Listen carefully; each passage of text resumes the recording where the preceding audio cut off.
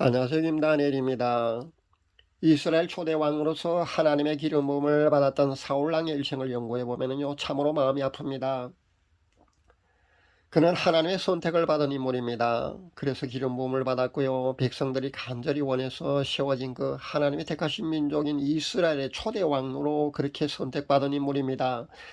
처음에는 하나님의 뜻을 잘 받들고 왕으로서의 그 역할도 아마 잘 감당했다고 그렇게 기록은 전하고 있습니다. 그래서 백성들의 신망도요 아주 두터웠습니다. 그런데 어느 땐가부터 하나님과의 사이에요 금이 가기 시작합니다. 당연히 교만하게 되고요.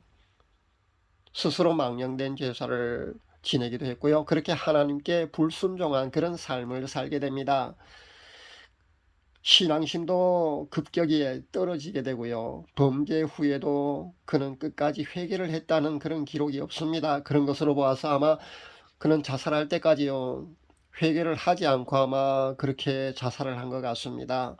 결국 그의 말년은요, 너무나 비참한 모습을 우리에게 보여줍니다. 귀신 들림으로 그렇게 그는 고생을 아주 많이 했습니다. 그리고 블레셋과의 전투에서요, 세 아들이 그렇게 비참한 죽음을 직접 목도를 하고요, 그도 결국 자신의 칼을 뽑아서 그 위에 엎드려져서 그는 자살을 하고 맙니다.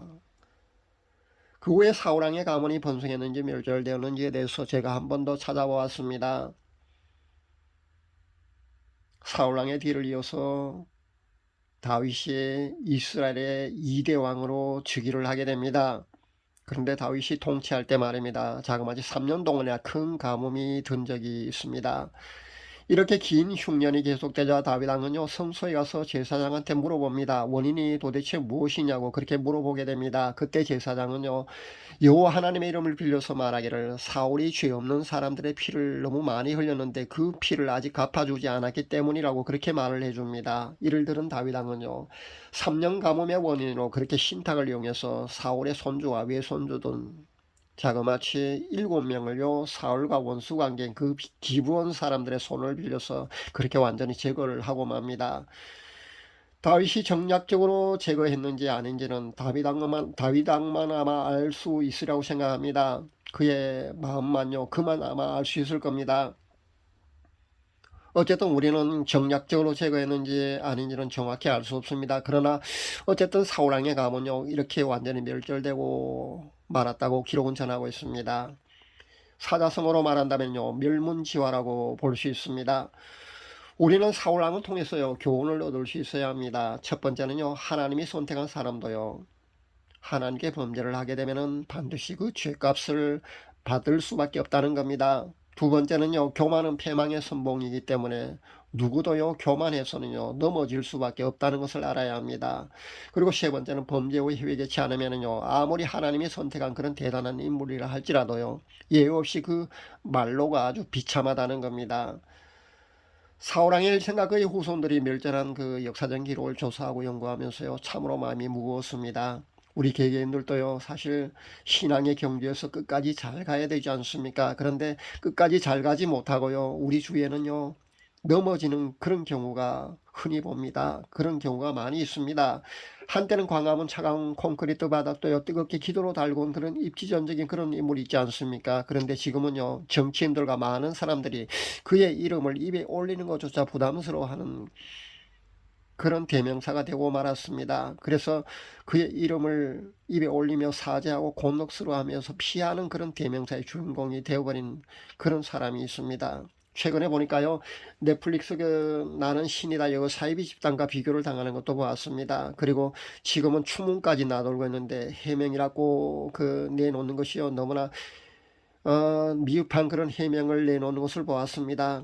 그것을 보며 정말 안타까움만 더합니다. 타락하고 부패한 배도로 얼룩진 한국교회가 나왔으니까요, 우리 모두의 공동 책임이라는 것을 우리는 알아야 합니다.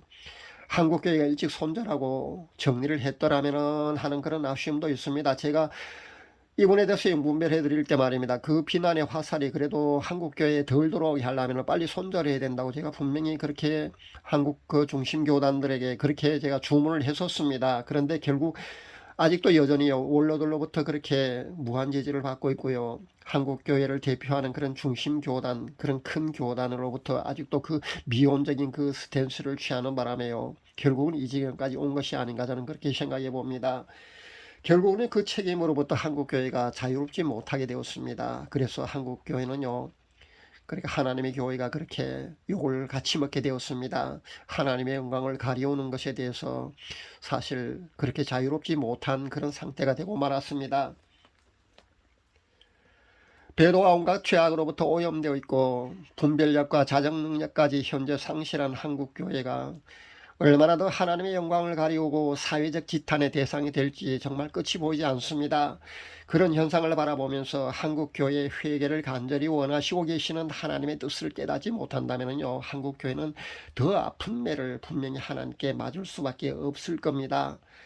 당사자에게는요, 사자성어가 보였습니다. 여전히 배도의 중심에서 회개를 모르는 한국교회는요, 하나님으로부터 아마 더 아픈 매를 맞아야 될지도 모르겠습니다. 우리는 이를 위해서 기도를 많이 해야 합니다. 중보기도 많이 할 수 있기를 바랍니다. 사울왕의 교만과 범죄로 인해서 그 후손들까지 그렇게 멸문지화를 당한 성경적인 교훈은요, 하나님께 대한 범죄는요, 개인이든 단체이든 한국 교회이든 그것이 나라이든 예외가 없이 적용되는 하나님의 심판의 원리와 일맥상통한다는 것을 우리는 잊지 말아야겠습니다. 끝까지 회개치 않으면요, 하나님의 긍휼하심을 얻지 못합니다. 그래서 우리는요, 우리 개개인이든 단체이든 한국 교회이든 이 나라이든 범죄에 대한 일은요, 반드시 회개의 자리로 나아가야 된다는 겁니다. 그래야만이 하나님의 긍휼하심을 우리가 얻을 수 있다는 것을 우리가 잊지 말아야 될 줄 압니다. 그리고 아직은요, 이 나라가 한국 교회가 우리 개개인들에게 하나님께서 주신 그 회개 기간이요, 조금이라도 더 남아 있기를 저는 바라봅니다. 이미 회개가 늦은 것이 아니기를 저는 오늘도 간절히 바라며 그렇게 기도합니다. 여러분도 중보기도 많이 할 수 있기를 바랍니다. 감사합니다.